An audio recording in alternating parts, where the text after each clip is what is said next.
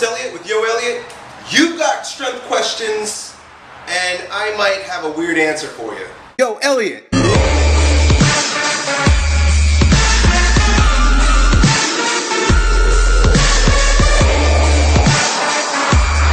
Alright, today we've got a question from this awesome guy wearing glasses and a beard. Check him out. What up, man? Thanks a lot for all your videos and everything. I want to say I appreciate it, and I've learned a lot, and you're a very down-to-earth kind of trainer, and you give lots of good information. I have some questions about strength, and I'm pretty sure you got my answers. So, I made talking points. One sec. Yeah, thanks for the info. I lost weight like 7 years ago, and then became pretty active, pretty fit, started bodybuilding, and then kind of shifted out of that because bodybuilding is not really fitness necessarily. It's just, you know, muscle that looks good, and I wanted to get more kind of functional strength, strongman stuff going, so I luckily found your channel, and that was totally cool. And I've been strength training for a while, doing some outdoor calisthenics also, kind of like active recovery. I was wondering though, my question is, what is your opinion of overtraining and training too much, and then sometimes training too little? I'm always thinking about training. I'm kind of obsessed, maybe, I don't even know, but I'm always thinking about it, not in a negative way, but it's not taking over my life. That's not the only thing I think about, but I just love to think and talk and just train. It just feels so good. So is that overtraining? Is that like obsessive? I sleep okay, not too bad. I'm not tossing and turning. I get my good nutrition. I take glutamine. What's your opinion on glutamine also for recovery? Because you said in your hybrid program you get people to do like, what is it, 5 days a week almost of training. So are they overtraining? Do you work them into that when they're at that level, or do you just kind of throw them into that and just assume that if they overtrain, back it off a bit? So what is your opinion of overtraining, and am I overtraining? I do high intensity circuits, pretty low volume but very, very fast kind of athletic movements, and I do 2 or 3 timed circuits of that. I'm gaining strength and my times are going down, so I'm assuming I'm improving. And I'm not getting sick or anything, so I'm maybe not overtraining, but I want to train more. Would 5 days a week be too much? What's your opinion of overtraining, dude? Thanks for the info. Peace. Alright, my friend, very first thing I want to do is thank you for the compliments. I appreciate it, and thank you for the question. So let's get to it. Your question is with regard to overtraining, and I'm going to show you how overtraining has a lot to do with thermodynamics and a few other strange things like that, dissipative structures. Let's get to it. So the very first thing is we've got to understand that stress is cumulative, and training is a form of stress. So if you consider the human being a closed system, which we're not, but many people approach us as if we are. If you consider that we're a closed system like this bucket, basically stress comes in through many forms. So you see here, you've got like toxic food and alcohol coming into the structure, which is us. You've got a bitchy girlfriend or a wife that's cheating on you, comes in. You've got a boss that's a douchebag, and you've got lots of debt. So, I mean, this comes in the form of all these forms of stress being spilled into the structure are environmental, psychological, physiological, physical, like bench pressing and doing deadlifts, electromagnetic, you know, a lot of electricity in our environment. They all are pouring into this structure, the human body, and it summates. It just piles up, it piles up. You mentioned that you're getting enough sleep. That's one of them that just like might pour in if you're not getting enough sleep. And over time, and everyone's different. You see the size of this bucket is that size, but some people have tiny buckets, some people have big buckets. But over time, stress ultimately does accumulate until it gets to the point where it spills out. So as a closed structure, you'd imagine that you get to a particular point where the human body, the physiology can no longer handle the stress. And remember, you're asking me about training, so if you could just put another bucket here, training is another one of these stresses, you know? So if you've got all these ones going on, plus 10 more, and on top of it, you're just beating the crap out of yourself in the gym, you get to a point where the body just can't handle it anymore and it spills over. Now, what this looks like when it starts to spill over, because the closed environment, the closed structure can no longer handle the stress, is it will present itself in the form of sickness, all types of sickness depending on where these stresses are coming from. So you've got diabetes, you've got cancer, you've got autoimmune deficiencies, you've got all types of weird sicknesses that come from the body not dissipating stress properly and it's spilling over. So depression is one of those, psychological stress. Low sex drive is another one of those. If you just can't get your wood on, then there's a good chance that your hormones are screwed up because you're not dissipating stress properly.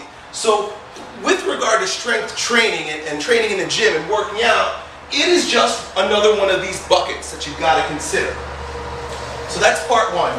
Part two is if you can't handle all that stress, you're going to overtrain. And I say overtrain because we're a little bit self-centered in thinking that life is all about training, in that it's not just overtraining, it's over bitchy girlfriend, over toxic food and alcohol, over your boss is a douchebag, over debt, over all these different things that eventually you break down. And that's really what overtraining is. Now, earlier on I said that we're considering this a closed structure, a closed organism. But human beings are open structures. We communicate with our environment, we receive stress, and we're designed to dissipate stress. Okay, let's talk for a minute about the second law of thermodynamics, which basically means that any system that's performing work is ultimately going to lose energy. And over time, that structure will break down. So your body trying to dissipate or deal with all of the entropy, this is just like vibration or stretch within the body, will eventually break down. So the way an automobile would be utilizing gasoline and just the pistons going in and out, up and down inside the engine, over time that engine is going to break down. It's just a law of thermodynamics. It's dissipating energy, and over time it will break down. That's because an engine is a closed system. So this is an expression of our breaking down if we don't dissipate properly. Now, really quickly, there was a Russian chemist, a theoretical chemist by the name of Ilya Prigogine. And Prigogine noticed a contradiction with regard to the second law of thermodynamics, especially as it related to human beings. And what he came up with was something of what we would call the chaos theory. And essentially, order is created out of chaos. Basically, open environments, which we are, open structures as we are, will reach a point of increasing entropy where it will momentarily break down and then reorder itself at a higher level. And that's exactly what we want to be able to do. We want to be able to handle all this stress, completely reorder ourselves, and then build a bigger bucket that can handle more stress. As opposed to backing off on our training, we can handle more training. So for example, I train 5-6 days a week, but I have a way of dissipating this stress that I'm going to talk to you about in a moment. So what happens is, instead of breaking down, we want to be able to build up. We want to be able to evolve. And this is what he recognized in several living organisms. I'm describing with regard to the brain and physiology of the human being as a dissipative structure that will receive entropy and reorder itself. This doesn't have to happen. You don't have to end up spilling over. You can, in fact, use certain dissipative techniques, and exercise is one of them, but we'll talk a little bit about how to exercise, where you increase the size of your bucket. You evolve. You reach a point of increasing entropy where the body then just breaks down and reorganizes itself as a stronger version of itself. So imagine that this bucket, if, like I said earlier, was not a closed system, but in fact was a open system, which we are as human beings. We are really designed to be open systems that have the capacity to dissipate stress, but we don't always go through we don't use some of the techniques that are designed naturally for us to dissipate stress. We're just way too stressed out, and we don't have one of these openings. Like I said, we're an open structure, so we've got to create these openings, and what happens is it lets some of the stress out. So ultimately you can start adding more stress, and you can handle more stress, and it just kind of rolls off your back. You can add an extra day of training. You can juggle 2 businesses, 4 children, training 5 days a week, making these videos every day without breaking down. And that's by creating one of these openings and honoring Prigoghine's contradiction, that is, we are not closed systems and we can reorganize at a higher level. The way you can create this opening, which is naturally there, but we end up closing it because we don't breathe enough, we don't relax enough, we don't meditate, we don't pray, we don't read, we don't sleep enough. There are a lot of things that we can do that allow us to dissipate this.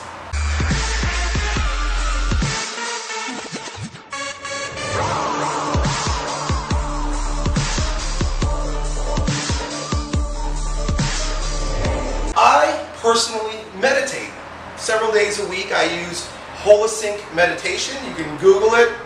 I'm not an affiliate or anything, so I'm not making any money, but I think it's incredible because if I don't meditate, this closes up and I start getting nuts. I'm going to break up. I can't handle training. I end up overtraining. I start getting colds and sicknesses and weird things of that nature. But if I remember to meditate, it's almost like this stress just kind of rolls off my back and allows me then to handle more of this. And it's the same thing that could happen to you. So this is kind of my amateur explanation and a lot of pulse science. But resources, anything by Bill Harris, Managing Evolutionary Growth is a good book.